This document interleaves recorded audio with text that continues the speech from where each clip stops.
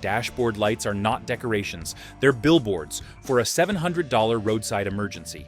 In the next minutes, I'll show you the 3 manual pages dealers hope you skip: warning symbols, tire pressure specs, and where critical components actually live in your car. Most drivers never open the first 20 pages. That's where the quick scan lives. Give me 10 minutes and you'll know which light means stop now, the exact PSI that prevents blowouts and bad mileage, and the fuse/jack/battery locations that turn a tow into a DIY fix. Before we move on, please take a moment to subscribe to the channel and like the video. One tiny icon on your dash can turn a $30 fix into a $700 tow. Do you know which one demands you stop now versus drive gently? Start in the first 10 to 20 pages of your manual. There's an index of warning lights and dashboard symbols built for your exact trim and year. That section is your translation guide. It doesn't just list icons. It tells you what the car wants you to do next. It's the difference between safely pulling over now or scheduling a visit later without stress. Here's where most people get burned. They guess based on color and keep driving. That's risky. Some red lights are alerts you can manage briefly, and some yellow lights are immediate stop signs on certain models. Your manual spells out those exceptions. It tells you when flashing versus steady matters. It warns you about symbols that change meaning with options like all-wheel drive, advanced braking, or start-stop systems. Think about 2 common icons. The oil pressure light is the small oil can symbol. If that stays on, engine lubrication may have dropped to 0. Running the engine risks damage in minutes. On the other hand, low washer fluid might share the same cluster space, but it only affects visibility when it's messy out. One is a tow level event if it persists. The other is a reminder to top off at your next stop. Your manual also decodes variations that depend on drivetrain and tech packages. Hybrids and plug-in hybrids carry unique warnings for high-voltage battery faults, region system issues, or power limitation modes. A hybrid ready indicator simply means the car can drive even when the engine is off. People mistake it for a fault and shut down in traffic. Meanwhile, a brake system warning can signal low fluid or electronic brake assist problems that increase stopping distance. The manual clarifies the exact conditions, test steps, and safe action for your model. Color still matters, but the manual gives explicit actions so you aren't guessing. Red often means stop safely and check immediately. Amber or yellow usually means service soon, with limits on speed or load.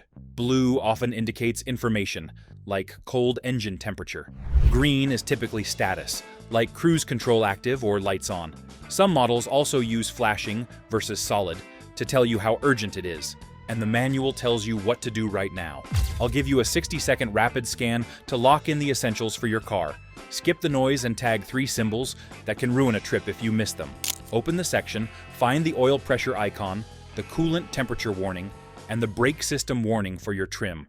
Screenshot or tab those pages. Add a quick note on any flashing versus steady behavior the manual lists. If your vehicle is hybrid or electric, add the high voltage system warning and ready indicator to your set. Now that you can read the car's SOS language, you need the single number that prevents the most roadside calls. One number printed in your manual and on your door jamb decides whether you get great mileage or shred a tire at highway speed. Open the tire and wheel section in your manual. That's where it spells out the recommended PSI for your exact wheels and tire size, not the guess on a gas station pump and not the max stamped on the sidewall. You'll see a table for normal driving and a separate line for a loaded car, plus the speed rating that matches your factory tires. The same pages explain how your TPMS behaves. Some systems only alarm when a tire is far below target. Others show pressures for each wheel, and a few won't warn until you're already in the danger zone. Relying on the sidewall's max is a trap. That number is the tire's limit, not the vehicle's spec. Using the station pump default is no better. Those presets aren't calibrated for your car, your tire size, or your cargo. Your manual is the only place that ties pressure to your suspension, weight balance, and tire compound. Get that right, and the car tracks straight, brakes shorter, and wastes less fuel. Here's how a small drop bites. Lose just 4 psi, and the tire flexes more with every rotation. That builds heat and scrubs the tread. In the rain, that extra squirm can double stopping distance because the contact patch can't clear water as well. On some models, the TPMS won't chirp until you're 6 to 8 psi low, so you're already running hot before you even get a warning. Research backs the stakes. Proper PSI lowers blowout risk by controlling heat, while underinflation cuts fuel economy and accelerates uneven wear that sends you shopping for tires early. Every pound you're off costs efficiency, and cupped or feathered edges from low pressure don't heal. They just get louder and less grippy. Keeping to the vehicle spec is the cheapest insurance you'll ever own. Now take a real trip. 4 people, a packed trunk, highway speeds for hours. The manual's loaded PSI table bumps the rears, and sometimes the fronts to handle the extra weight. That higher setting keeps sidewalls from overheating and prevents that sloppy rear-end wobble you feel on long sweepers. Skip it, and you risk carcass heat buildup that can lead to a failure miles from an exit.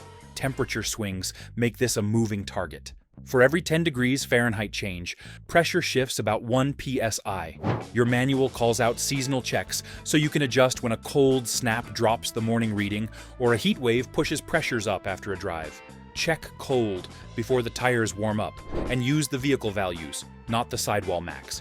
Here's the 2-minute habit that saves tires and fuel. Mark the PSI and rotation interval page in your manual. Set a monthly reminder on your phone. Keep a simple $15 gauge in the glove box. And check pressures cold, including the spare if you have one. You know what the lights mean, and your PSI number. Now find the parts that turn panic into a 10-minute fix. Can you reach your battery, jack point, and fuse box in the dark? Without guessing, open the first 20 to 30 pages or the emergency tabs in your manual. That's where the diagrams live. They show the layout of your engine bay, trunk, and under-seat compartments, and they include the quick procedures that matter when you're stuck on the shoulder. You're not memorizing a service manual here. You're pulling the exact map for where your car hides the essentials and the steps to use them safely. When something fails, minutes matter. Lift at the wrong jack point, and you can bend the rocker panel or crush a pinch weld. Miss the correct jump terminal, and you can short a control module. The manual removes that guesswork. It labels reinforced jack pads, shows where to place a jack and where to put the stand, and points to designated jump start posts so you never clip onto a fragile ground or an exposed sensor. Modern cars love to hide batteries under the rear seat or in the trunk. That doesn't mean you have to dig through trim on the roadside.